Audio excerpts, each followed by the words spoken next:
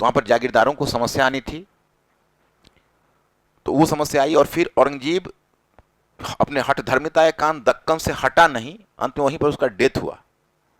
और मराठा समस्या का निराकरण वो नहीं कर पाया तमाम कोशिश के बावजूद भी, और एक अंतहीन युद्ध में फंस गया। तो वहां पर तो अलाउद्दीन खिलजी की नीति उससे सफल मानी जाती है। अब लास्ट वन इसमें है, नीचे ब्रेक देकर, हाँ हाँ हाँ, कि अलाउद्दीन खिलजी की दक्कन नीति, हेडिंग अलाउद्दीन खिलजी की दक्कन नीति का महत्व रहा है। तो इसका कैसे संबंध होगा साम्राज्य, प्रशासकीय नीति है वो अगर हिंदुओं के लिए भी खोल रहा है, गैर तुर्कों के लिए भी खोल रहा है, भारतीय मुसलमानों के लिए भी खोल रहा है, तो इसका कैसे संबंध होगा साम्राज्यवाद की आकांक्षा से? कितने लोग समझ रहे हो? इन दोनों को जोड़ पा रहे हो ना? अगर वो अपनी नीति में का सामाजिक आधार का विस्तार कर रहा है तो कहीं ना कहीं वो साम्राज्यवाद की आकांक्षा से जुड़ रही है। जो अगर आपको साम्राज्य का संचालन करना है तो साम्राज्य को विभिन्न वर्गों का समर्थन चाहिए होगा, तो इसलिए उसने इस तरह की नीति को खोल दिया है ना। अब नेक्स्ट वन, पॉइंट नंबर, एक प्रकार की सामंती व्यवस्था कायम थी। ऊपर राजा की स्थिति कमजोर थी और बीच में मध्यस्थ और बिचौलिए थे। तो हिंदू कुलीन प्रभावी था, हिंदू कुलीन। तो हिंदू कुलीन में दो तरह के कुलीनों की चर्चा की है फारसी लेखकों ने। एक उसने कुलीनों की चर्चा की, जैसे लैंड रेवेन्यू सिस्टम में अलग से पढ़ाऊंगा और अलग से बताऊंगा, लेकिन यहां पर भी मैं लैंड रेवेन्यू सिस्टम के कुछ पहलू को इसलिए उजागर कर रहा हूं ताकि अलाउद्दीन खिलजी के भू राजस्व सुधार को आप समझ सकें। मैंने पहले ही कहा है कि मेरे क्लास में नौ समझना अलाउड नहीं है। जो नहीं समझ रहे हो वो फिर प्रश्न करो, मैं उसको बताऊंगा, लेकिन न बिना समझे हुए पढ़ना, ये तो पढ़ना भी गलत है और पढ़ाना भी गलत है। और इतना ही सरल चीज है, जैसे देखो एक समय था इंडियन हिस्ट्री में जब शक्तिशाली राजतंत्र का समय आया था तो अधिकारियों के माध्यम से सीधे किसानों से वसूल किया जाता था। बीच में जब मध्यस्थ और बिचौलिए आ गए तो राजा की नौकरशाही भी छोटी हो गई, तो नीचे स्तर पर तो पहुंच नहीं रही, तो बीच में मध्यस्थ और बिचौलिए ही वसूली कर रहे हैं। अब अपना एक मध्यस्थ और बिचौलियों का लंबा इतिहास है, लेकिन जो फारसी लेखक आते हैं वो दो तरह के हिंदू कुलीनों की बात करते हैं। तो एक तरह का जो हिंदू कुलीन है उसको कहते हैं खुद मुकद्दम, एक तरह का जो हिंदू कुलीन है उसको फारसी लेखक कहते हैं जो उच्च कुलीन है, राय रनका रावत ठाकुर। अब राय रनका रावत ठाकुर ने नाम लिया है तो हम लोगों को भी यही नाम याद रखना है। वो जैसा कि नाम से विदित होता है कि राय रनका रावत ठाकुर राजा थे, क्षत्रिय राजा। तो जब तुर्की लोग बढ़े और उनके नीचे जो निम्न कुलीन थे, जो गांव के स्तर पर थे और परगने के स्तर पर भू राजस्व की वसूली करते थे, तो गांव के स्तर पर थे, उनका नाम था, उनको फारसी लेखक ने लिखा है खुद और दूसरे का मुकद्दम। तो खुद का मतलब हुआ ग्रामीण जमींदार और मुकद्दम का मतलब हुआ गांव का मुखिया। तो मुकद्दम का भी नाम इसलिए आता है कि मुकद्दम भी तो जमींदार वर्ग से ही आता था, लेकिन एक को खुद कहा गया, दूसरे को मुकद्दम। और चौधरी है, वो चौधरी परगना के स्तर का अधिकारी था, जिसको कि परगना के स्तर पर वो राजस्व की वसूली वगैरह का काम करता था। तो हुआ होता ऐसा कि जब तुर्की लोग आए तो उनकी संख्या तो हिंदुस्तान में उतनी ही थी जितनी सब्जी में नमक। तो अब अगर एक उनके पास विकल्प था, जो देखो अब उस समय राजकीय आय का सबसे प्रमुख साधन क्या था? जैसे आपको फिल्म से मिलेगा कि सल्तनत काल में राजकीय आय का सर्वप्रमुख साधन निम्नलिखित में क्या था? चॉइस नंबर ए भू राजस्व, चॉइस नंबर बी औद्योगिक उत्पादन पर कर, सी व्यापारिक चुंगी, और डी राज्य के द्वारा लोगों पर आय कर लगाया जाना। क्या उत्तर आ रहा है? भू राजस्व। तो भू राजस्व राज्य का मुख्य साधन है, तो राज्य के संचालन के लिए तो भू राजस्व चाहिए। तो उनके पास एक विकल्प यह है कि जो मध्यस्थ और बिचौलिए हैं उनको बिल्कुल हटा दो और सीधा अपने अधिकारियों से, किसानों से डायरेक्ट राजस्व की वसूली करो। और हुआ ऐसा कि जो तुर्की लोग आए, संख्या भी कम थी, सुरक्षा के पॉइंट ऑफ व्यू से कुछ खास क्षेत्र में बसे, और वैसे भी इस्लाम का झुकाव नगरों और कस्बों की तरफ ज्यादा था और गांवों की तरफ कम, और हिंदू अधिकतर ग्रामीण क्षेत्र में स्थापित थे। तो एक तरीका था कि हिंदू कुलीनों को बिल्कुल विस्थापित करके अपने अधिकारियों से, अब किसानों से डायरेक्ट राजस्व की वसूली करिए। लेकिन न तो उस समय सल्तनत के राज्य को इतनी ताकत थी और ना ही सल्तनत का राज्य के पास इतने मानव संसाधन थे कि वो डायरेक्ट किसानों से वसूली कर पाता। तो उसने एक बीच का रास्ता अपना लिया था, एक बीच का रास्ता उसने अपना लिया था कि हम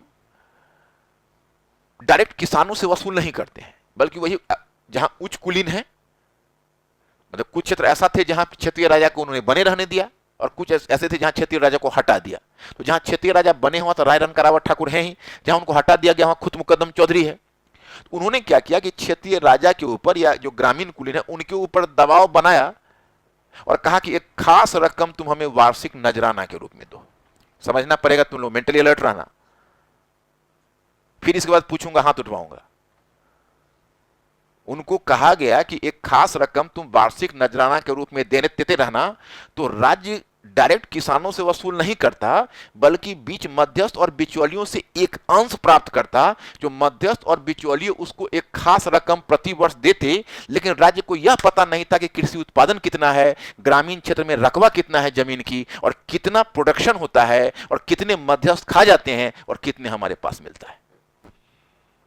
तो जाहिर है कि राज्य को जो रकम मिलती थी वो नाकाफी थी। तो जब तक राज्य, इसलिए राज्य शुरू में अपनी सेना भी स्थापित नहीं कर सका। बलबन ने दीवाने आरिज का गठन किया, लेकिन मुख्य रूप से प्रांतपतियों की सेना पर ही निर्भर रहा। लेकिन अब अलाउद्दीन खिलजी जब एक अस्थायी सेना की स्थापना कर ली है, तो हाथी पालने जा रहे हो तो चारे की व्यवस्था तो करनी ही पड़ेगी। उसके लिए संसाधन तुम्हें ज्यादा चाहिए। तो अलाउद्दीन खिलजी बेचैन हो रहा था कि नहीं, अब हम ग्रामीण कुलीनों को हटाएंगे और गांव में जाकर देखेंगे उत्पादन कितना है, और राज्य का अंश डायरेक्ट खींचेंगे, जो अपने आप में महत्वाकांक्षी योजना थी। बात समझ में आई है आप लोगों को? तो इससे पहले जो सुल्तान थे वो नगरों और कस्बों में ही स्थापित थे। अलाउद्दीन खिलजी ने ग्रामीण प्रशासन पर प्रत्यक्ष नियंत्रण स्थापित किया। तो अब उसमें भी पूरे गांव की तरफ अलाउद्दीन खिलजी नहीं जा रहा है, क्योंकि साम्राज्य तो बड़ा है। उत्तर भारत में भी तुम देखोगे तो कुल मिलाकर नहीं कुछ तो ब्यास नदी या रावी नदी या चिनाब नदी से लेकर पूरब में बंगाल तक के क्षेत्र पर तो नियंत्रण है ही, या उत्तर में बिंद तक तो डायरेक्ट नियंत्रण है, और उसके दक्षिण में अप्रत्यक्ष नियंत्रण है। तो इतने बड़े क्षेत्र में, ग्रामीण क्षेत्रों में अगर राज्य चाहता कि मैं डायरेक्ट वसूली करूं तो राज्य के लिए संभव ही नहीं था। तो उस समय दो तरह के क्षेत्र होते थे। एक होता था, इसको कहते हैं खालिसा, माने दिल्ली के आसपास जो गंगा यमुना का द्वाब क्षेत्र है वो क्षेत्र है खालिसा।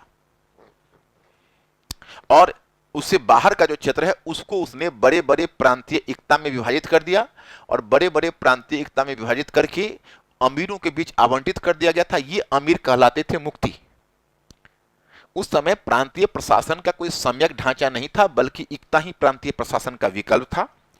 और एकता व्यवस्था जो स्थापित की गई थी उसका भी एक महत्वपूर्ण उद्देश्य था, दूरस्थ क्षेत्र से राजस्व की वसूली की जा सके।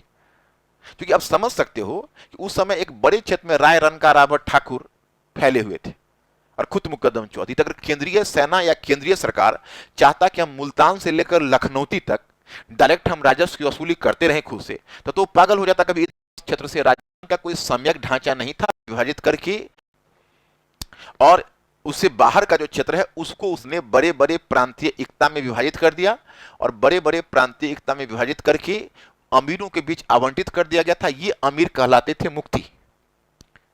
उस समय प्रांतीय प्रशासन का कोई सम्यक ढांचा नहीं था, बल्कि एकता ही प्रांतीय प्रशासन का विकल्प था।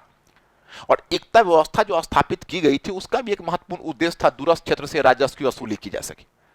क्योंकि आप समझ सकते हो कि उस समय एक बड़े क्षेत्र में राय रनका रावत ठाकुर फैले हुए थे। उद्देश्य था दूरस्थ क्षेत्र से राजस्व की वसूली की जा सके।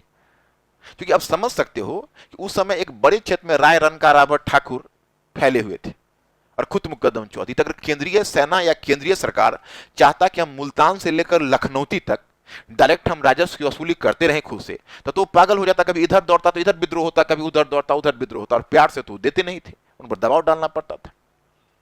तो इसके लिए क्या किया कि इसको बड़े बड़े प्रांतीय एकता में विभाजित कर दिया, और जो महत्वाकांक्षी अमीर थे उनको मुक्ति बना के भेज दिया कि अपनी सेना से वहां के जमींदारों को दबाएं और वहां से राजस्व को खींचकर दिल्ली के खजाने में भेजे। इसीलिए उनको कहा गया था कि आप पहले राजस्व की वसूली करके अपने प्रशासन को संभालिए और सैनिक ताकत को बढ़ाइए, मतलब कि आप एक सेना को रखिए। प्रशासन होता, कभी उधर दौड़ता उधर विद्रोह होता, और प्यार से तो देते नहीं थे, उन पर दबाव डालना पड़ता था। तो इसके लिए क्या किया कि इसको बड़े बड़े प्रांतीय एकता में विभाजित कर दिया, और जो महत्वाकांक्षी अमीर थे उनको मुक्ति बना के भेज दिया कि अपनी सेना से वहां के जमींदारों को दबाएं और वहां से राजस्व को खींचकर दिल्ली के खजाने में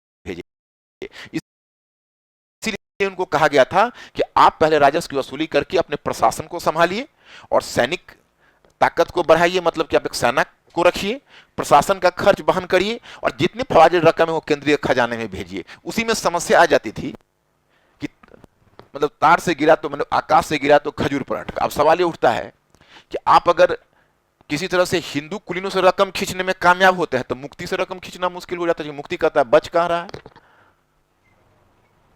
समझ रहे हो कि नहीं? मेरी बात तुम तक पहुंच रही कि नहीं पहुंच रही है? क्योंकि मुक्ति को तय करके देना है कि फवाजिल रकम केंद्रीय खजाने में भेजना है, तो पहले फवाजिल दिखेगा तब तो मुक्ति की कोशिश होती कि फवाजिल दिखाएं ही नहीं, और केंद्र की कोशिश होती थी कि ज्यादा से ज्यादा फवाजिल वसूल करें। तो वही एक महत्वपूर्ण तनाव का कारण होगा। और तुम लोग अगर पढ़ रहे हो खंड नंबर 3 तो यहां से ध्यान देना शुरू करो और यहां से अकबर के सूबा प्रशासन तक जाकर देखो कि कैसे धीरे धीरे प्रांतीय प्रशासन सुधरता है और कैसे कैसे केंद्रीय सरकार के पास संसाधन ज्यादा आते जाते हैं, कैसे व्यवस्था चुस्त होती जाती है, कैसे प्रशासनिक सुधार होता जाता है। और एक समय ऐसा आएगा जो अकबर जैसे बादशाह और अकबर और जहांगीर और शाहजहां जो इतने बड़े बड़े ये मुगल साम्राज्य जो अजगर की तरह जो रहेगा और इतना जो सांस्कृतिक विकास भारत में होगा, इतने बड़े बड़े महान स्थापत्य बनाएंगे, साहित्य को संरक्षण देंगे और हिंदुस्तान में एक बड़ी सेना बनाएंगे, पूरा वर्ल्ड वाइड अपनी प्रतिष्ठा स्थापित करेंगे। वो बिना संसाधन के संभव नहीं है और संसाधन के लिए योग्य सूबा प्रशासन की आवश्यकता थी जो अकबर ने डेवलप किया था। लेकिन आगे चलकर मुगलों को भी एक क्राइसिस का सामना करना होगा, जागीरदारी संकट और कृषि संकट, और इस कारण से मुगल साम्राज्य का विघटन होगा। तो ये सारे पहलू एक दूसरे से खंड नंबर 3 में सल्तनत और मुगल दोनों आपस में जुड़े हुए हैं। तो प्रशासनिक संरचना का विकास देखना होगा तो केवल अलाउद्दीन खिलजी ही याद नहीं रखना होगा। अलाउद्दीन खिलजी से मोहम्मद बिन तुगलक के समय क्या विकास हुआ, अफगानों के समय कौन सी प्रवृत्तियां आई, शेर शाह ने क्या किए, मुगलों के समय किस प्रकार के सुधार हुए। जो सारे सुधार जब अपने दृष्टिपथ पर आएगा तब क्वेश्चन का आंसर होगा। लेकिन तुम लोग इतने पार्ट पार्ट में पढ़ने के आदी हो और पढ़ने की पुरानी तुम लोगों की आदत इतनी गंदी है जिसको सुधारने में हमको बहुत टाइम लग जाए। तुम लोग जो एक युग से दूसरे युग जाते हो तो मूव ही नहीं करते हो हमारे साथ। ये हमारे साथ बहुत बड़ी विडंबना, और जब तक यह नहीं करोगे तब तक यूपीएससी से तुम दूर ही बने रहोगे, हम कुछ कर नहीं पाएंगे। क्वेश्चन आपसे पूछेंगे स्थानीय सल्तनत काल से मुगल काल तक स्थानीय प्रशासन के विकास पर टिप्पणी कीजिए। यूपीएससी का ट्रेंड वह बन गया। तो पहले पता यह होना चाहिए कि स्थानीय प्रशासन में सरकार और परगना का प्रशासन आएगा, और सरकार और परगना का प्रशासन शेर शाह के समय डेवलप किया है। उससे पहले सल्तनत में उस सरकार के बदले शिख कहा जाता था, परगना सल्तनत काल में भी। लेकिन शेर शाह ने सरकार और परगना को कैसे सुधारा, और अकबर के समय फिर सरकार और परगना कैसे सुधरेगा, वो बैठ के केवल क्लास में झांकने से नहीं होगा। उसके लिए मेंटली अलर्ट होकर अपना पैशन डेवलप करना पड़ेगा। और इसीलिए तुम लोग को जो मुंह खानी पड़ती है क्वेश्चन आंसर में कहीं भी, इसीलिए मुंह खानी पड़ती है कि तुम लोग को इतनी अच्छी अपॉर्चुनिटी हमने दी हुई है कि चेंजेज को समझो हमारे साथ साथ। हम हर चीज कॉपी में लिखवा रहे हैं, तुमको केवल उसको पचाना है। और उसमें भी अगर एक दिन भी रिवीजन तुम्हारा बंद होता है या तुम घर पर जाके अगर इसके लिए अटेम्प्ट एफर्ट नहीं लगाते हो तो फिर तुम्हारा एक बहुत बड़ा। और हम इस तरह की पढ़ाई में तुम जान लो कि हम तुम लोग 20-25 बच्चे भी पूरे क्लास में अगर आगे बढ़ गए तो हम उसी को लेके फिर बढ़ जाएंगे, क्योंकि हम सबको आपको मोटिवेट कर रहे हैं और सबका काम है इस तरह से डेवलप करके देखना। तो अब एक बात बताओ, अलाउद्दीन खिलजी का जो मैंने बताया कि अलाउद्दीन खिलजी ने क्या किया, केवल इसी क्षेत्र में, इस क्षेत्र में तो पांव ही नहीं रख सकता है, ये तो संभव ही नहीं है राज्य के लिए। यहाँ तो मुक्ति पर ही डिपेंड करना पड़ेगा, और मुक्ति पर डिपेंड करना पड़ेगा तो उसमें कोई अगर ताकतवर सुल्तान होगा तो मुक्ति पर बेहतर नियंत्रण स्थापित करेगा। सुल्तान जब कमजोर होता था विद्रोह भी कर देता, स्वतंत्र होने की बात करता था। तो यही उस समय प्रांतीय प्रशासन का विकल्प था। अब अलाउद्दीन खिलजी जो बूढ़ा उसका सुधार करेगा, उसमें अलाउद्दीन खिलजी क्या करेगा पहले, तो उसमें कई कदम उठाएगा। जैसे तुम देखो ये खालिसा क्षेत्र है, तो खालिसा क्षेत्र में हुआ क्या था कि मैंने जब इल्तुतमिश के बारे में आपको बताया था, तो इल्तुतमिश के बारे में एक बात जान लीजिए कि इल्तुतमिश ने जो सैन्य व्यवस्था को संगठित किया था, तो सैन्य व्यवस्था को संगठित करने में छोटे छोटे जागीर ये आवंटित कर दिए थे उसने सैनिकों को। मतलब 2000 सिमसी सरदारों को गंगा यमुना द्वार में जागीर दे दी थी। आपको याद होगा कि मैंने एक बात बताई थी कि एक तरह से इल्तुतमिश पहला ऐसा सुल्तान था जिसने द्वार क्षेत्र के आर्थिक महत्व को समझा था, कि उसको लगा था कि हम अगर कुछ मुसलमानों को वहां बसा देंगे तो हिंदू कुलीनों पर नियंत्रण स्थापित कर सकेगा और फिर केंद्र के पास अधिक संसाधन आ सकेंगे। कहीं ना कहीं उसकी ये मंशा जरूर थी, इसलिए उसने लगभग 2000 सिमसी सरदारों को यहाँ भू राजस्व का भूमि का आवंटन कर दिया था। फिर इसमें एक जगह होती है उसको कहते हैं मिल्क का मतलब हुआ पेंशन। अब जैसे अब वो जो सैनिक थे वो रिटायर कर गए तो जागीर फिर भी उनके पास बनी रह गई, पेंशन के रूप में खाइए। वक्फ का मतलब होता है धार्मिक, अनुदान। तो बहुत सारे काजी उलेमा थे जो धर्म के संवर्धन के लिए काम करते थे, उनको भी द्वाब क्षेत्र में जागीर दे दी गई थी, तो काजी लोग।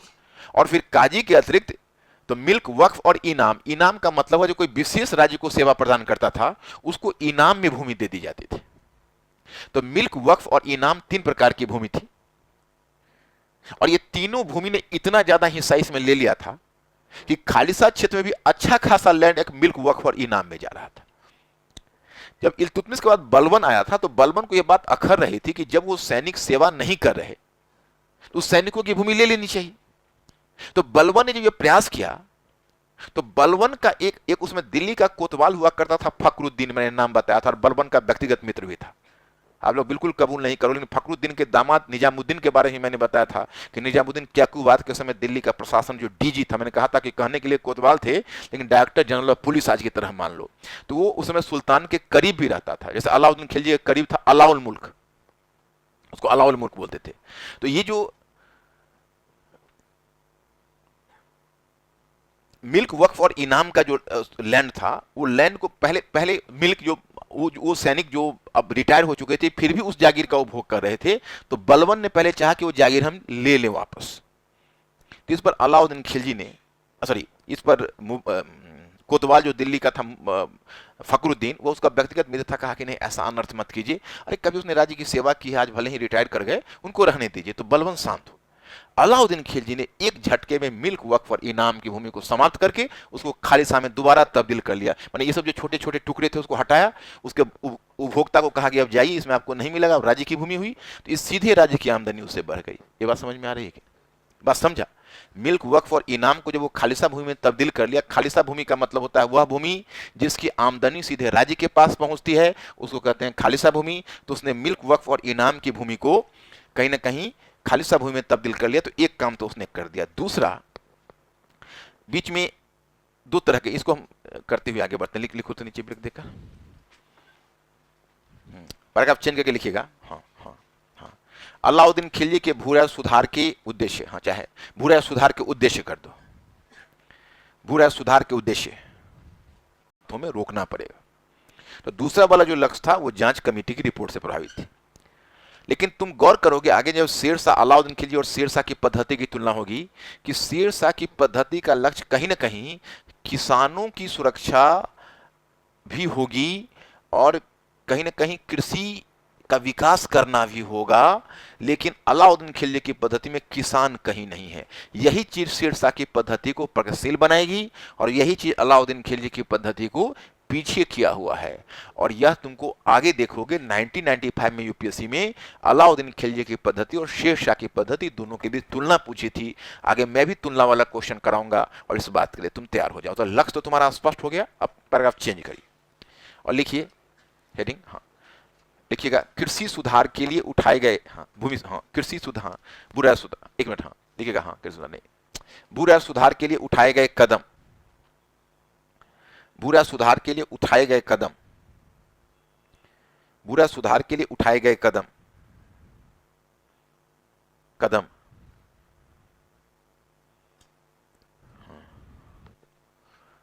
हाँ कदम,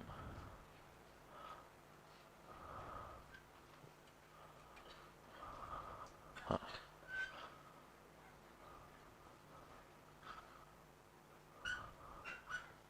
हाँ कदम, हाँ इसमें लिखना, हाँ मिल्क, वक्फ, इनाम,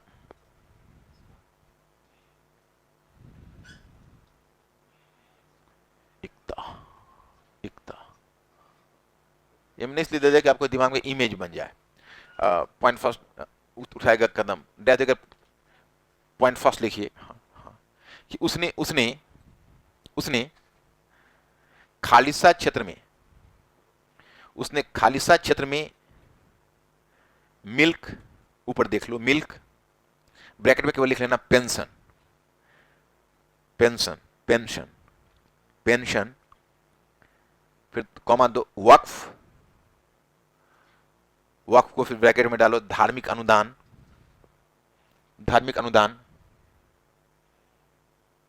तथा इनाम, इनाम ब्रैकेट डालो, विशिष्ट, हाँ विशिष्ट कार्य के बदले, ब्रैकेट बंद करो, कि भूमि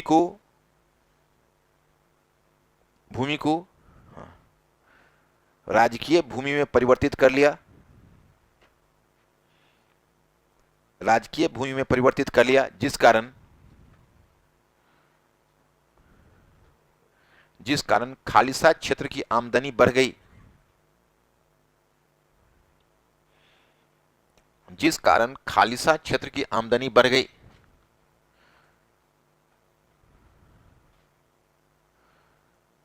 खालिसा क्षेत्र की आमदनी बढ़ गई,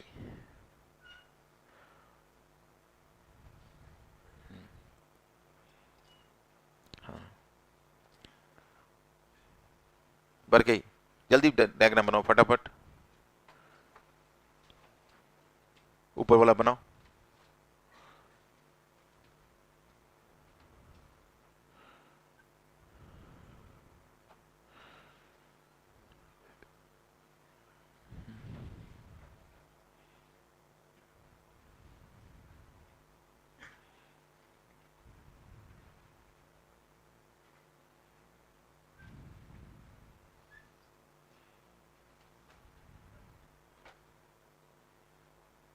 कॉन्सेप्ट क्लियर? कोई डाउट कहीं? कौन भूमि तब्दील हुई पता है? वो खालिसा में ही था, लेकिन अच्छा खासा उसमें से निकाल के भी अनुदान दे दिए थे, उस अनुदान को वापस ले लिया, फिर राज्य की आमदनी बढ़ गई। Is this point clear? दूसरी बात है कि जो भी बहुत बुरा सुधार हो रहा है बच्चे, तुम एकता की तरफ देखना मत, एकता में वो कुछ नहीं कर रहा है, एकता में तो कर भी नहीं सकता, एकता में तो केवल मुक्ति पर नियंत्रण कर रहा है कि ज्यादा पैसा दो हमको, फवाजिल दो ज्यादा, एकता में तो यही उसका हस्तक्षेप है। लेकिन जो भी प्रयोग है वो खालिसा में है केवल। पॉइंट 2 लिख देना, मैंने पॉइंट क्या लिख रहा था, एक 1 2 में, लेकिन वहां पर तुमने 4 लिखा हुआ है ना, बुरा सुधार में 4 लिखा हुआ है, फिर 1 2। ऐसा करो, दोनों थोड़ा अपना दिमाग नहीं लगाते हो यार, तुम 1 2 अभी जो अलाउद्दीन खिलजी के टोटल सुधार किए हो उसमें 4 तक लिखे हो, फिर इसमें 1 2 है, तो तुम लोग 1 को रोमन में 1 2 में बदलो ना, इतना तो कम से कम अपना दिमाग लगा सकते हो। अब मुख में चम्मच लेके हम खड़े हैं तो अभी तुम लोग मतलब चूस निकले तैयार नहीं रहते हो, हद हो गई भाई। तुम लोगों को पॉइंट ठीक से डालना है ताकि रिवाइज करने के समय वो चीज तुम्हारे दिमाग में बिल्कुल आ जाए।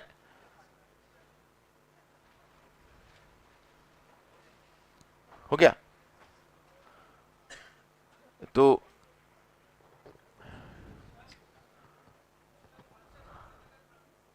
क्या खालिसा क्षेत्र में ग्रामीण भूमि क्या थी, नहीं समझा हमने।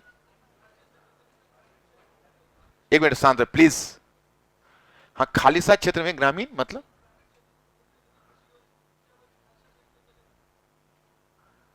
आप हमको लगता है बहुत जबरदस्त कंफ्यूजन के शिकार हो, अच्छा किया पूछ लिया।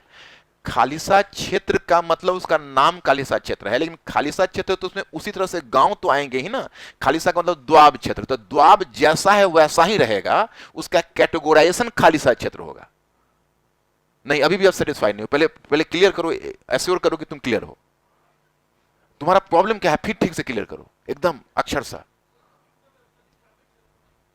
अरे ग्रामीण सब ग्रामीण क्षेत्र है मेरे भाई, नगर तो इक्के दुक्के हैं। राजस्व तो गांव में, खेती नगर में नहीं हो रही है ना, खेती कहां हो रही है, गांव में हो रही है। अंतर यह है कि जो नजदीक का गांव है उसको खालिसा में रखा ताकि केंद्रीय अधिकारी डायरेक्ट जाके वसूली कर सकें। जो दूर है उसमें समझा कि भाई केंद्र नहीं वहां जा सकती है, वहां पर बहुत उसको प्रॉब्लम होगा, तो एकता बना के मुक्ति को बैठा दिया कि जा वसूल के ला, सेना रख, प्रशासन चला और फवाजी रकम भेजे। इतनी ही तो बात है। Are you clear? तो फिर गांव वगैरह का चक्कर मत में, मतलब वो सब गांव ही है। लेकिन उसमें हुआ क्या था, खालिसा जो गंगा यमुना का द्वाब जो सबसे उपजाऊ क्षेत्र है उसको खालिसा में रखा था ताकि राज्य का आर्थिक आधार मजबूत रहे। पंगा उसमें यह लग गया था कि इससे पहले जो सुल्तान है वो थोड़ा थोड़ा करके इसको अनुदान दे दिया, उसको अनुदान दे दिया, तब गंगा यमुना द्वाब में भी एक अच्छा खासा भूभाग चला गया था अनुदान में। अलाउद्दीन खिलजी की नीयत खराब हो गई राज्य की आमदनी के बाद, उसने कहा कि भाई अब अनुदान हुआ, बहुत लिए, 3 पुश्त खाए, अब वापस करिए राज्य को। Are you getting this point clear? बस यही है पहले चरण में, ये पॉइंट नंबर 2, वही रोमन 2 लिखो, रोमन 2 में लिखो कि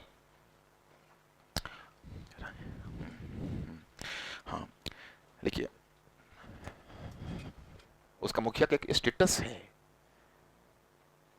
सारे जमींदार मुखिया नहीं है, उसमें कोई एक जमींदार मुखिया होगा, वो भी जमींदार है। जमींदार का मतलब भूस्वामी।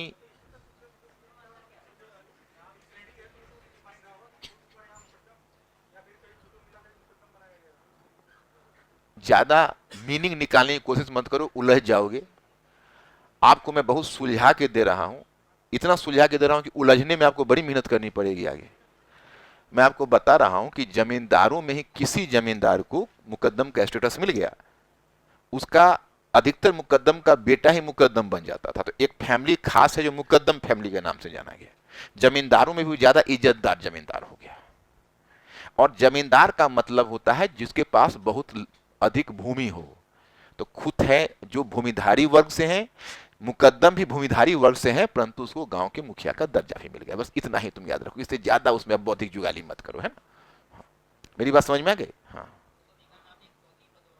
चौधरी का पद यहाँ नहीं छूते हैं, वो परगना का अधिकारी है, समझो ना। बोलने के समय फारसी लेखक खुद मुकद्दम चौधरी तीनों नाम एक साथ बोल जाते हैं, लेकिन चौधरी गांव के स्तर से ऊपर जो परगना का स्तर होता था उस स्तर पर चौधरी होता था, मतलब खुद मुकद्दम से वो बड़ा जमींदार था। अभी हम चौधरी की चर्चा नहीं करते हैं। चौधरी शब्द जो मैंने कहा उसको आप भूल जाइए और मुझे वापस कर दीजिए। कर दिया। खुद मुकद्दम केवल ध्यान रखिए, तत्काल इसी से काम चलाइए, क्योंकि ज्यादा इसमें मीनिंग लगाएंगे फिर आप उलझ जाएंगे। यहां तक क्लियर हुआ? अब देखो इसमें ये क्या है, ये जो जमींदार थे, ग्रामीण जमींदार, जब तक राज्य का हस्तक्षेप तो होता नहीं था। राज्य कोई, जैसे अगर मानो जहां ऊपर के जमींदार है, मैं कहा राय रनका ठाकुर जहां बचे हुए हैं, अगर राज्य उनको नहीं हटाया है तब तो वो राय रनका ठाकुर को टैक्स देंगे नीचे से। राय रनका ठाकुर नहीं तो डायरेक्ट राज्य से इनकी डीलिंग है। तो ये क्या करते थे, राज्य को एक मुफ्त अमाउंट, लमसम अमाउंट प्रति वर्ष देते थे। अब प्रति वर्ष जो लमसम अमाउंट देते थे, अमाउंट कितना होता था वो राज्य नहीं, मतलब राज्य ने एक फिक्स अमाउंट ले लिया, लेकिन इनका गांव में आमदनी क्या है, गांव में जमीन कितनी है, उस जमीन में प्रोडक्शन कितना है, ये जो खुद मुकद्दम है कितने वसूल कर रहे हैं, कितने राज्य को दे रहे हैं, इसके बारे में राज्य पूरी तरह अनभिज्ञ था और जानने की कोशिश भी नहीं करता था। क्योंकि जानता था अगर हिंदू कुलीनों के मुख से निवाला छीनने की कोशिश करूंगा तो फिर हमारा शासन ही यहां इंडिया में ध्वस्त हो जाएगा, क्योंकि हमारे पास उतना रिसोर्सेस नहीं। अलाउद्दीन खिलजी बहुत साहस दिखाया, उसने कहा नहीं हम तो डायरेक्ट हस्तक्षेप करेंगे। अलाउद्दीन खिलजी पहले क्या करेगा कि जो जमींदार और खुद मुकद्दम वो दो तरह से आमदनी प्राप्त करते थे। एक आमदनी कहलाता था कि वो जो राज्य को राजस्व वसूल कर देते थे उसके बदले राज्य से वो 10% राजस्व का कमीशन ले लेते थे, उनको हुकूक एक खोती कहा जाता था, हुकूक एक खोती।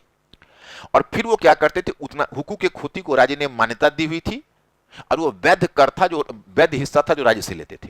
उसके बाद वो क्या करते थे, इतने से ही उनकी प्यास नहीं बुझती थी, वो क्या करते थे कि किसानों से भी जाके गैर कानूनी ढंग से उनकी उत्पादन का 10% खींच लेते थे, किस्मत एक खोती के रूप में। किस्मत एक खोती उनको स्वीकृति नहीं मिली हुई थी, वो अवैध ढंग से किस्मत एक खोती लेते थे। इसके अलावा उनका तीसरा फायदा यह था कि भूमि की माप नहीं थी, तो राज्य तो देख रहा है, राज्य को अगर मान लो है कि पूरे गांव का टैक्स जाना है, तो पूरे गांव में तो 1000 बीघा का रकबा है, तो 800 बीघे के रकबे से ही राजस्व वसूल करते थे। उनका 200 बीघा जो अपना खेत था वो राजस्व मुक्त चल रहा था, उसमें कोई राजस्व नहीं लगना है। और चौथा फायदा उनका यह था कि वैसे भी तुम देखोगे गांव में अभी भी जो कोई जमींदार बचे हुए हैं तो गांव का सबसे बेहतर लैंड उन्हीं के पास होता है, क्योंकि पुश्तैनी लैंड चला आता है। अगर लोग बेचता भी है तो खराब लैंड बेचता है, अच्छा बचा के रखता है, तो पता चलेगा। चाहे अभी भी अगर तुम बड़े बड़े टाउन में जाओगे, हालांकि अब तो बहुत कॉन्फ़िगरेशन बदल गया है, नए नए धनाढ़ लोग आ गए हैं, लेकिन अभी जो पुराने प्लॉट कहीं कहीं नगरों में दिखेंगे, पुराने पुराने धनाढ़ लोगों का है, जिसकी आज ना कोई बिक्री है ना कोई कीमत है। तो जाहिर है कि गांव की जो सबसे बेशकीमती भूमि और सबसे बेहतर भूमि थी खुद मुकद्दम के पास होती थी। तो खुद मुकद्दम को 4 फायदे, हुकूक खोती 1, किस्मत खोती 2, राजस्व मुक्त जमीन 3 और गांव की बेहतर भूमि पर उनका नियंत्रण 4। याद रहेगा। अब अलाउद्दीन खिलजी क्या करेगा उसको देखिए, लिखिए नीचे ब्रेक देकर। वो 5 मिनट का ब्रेक ले लो।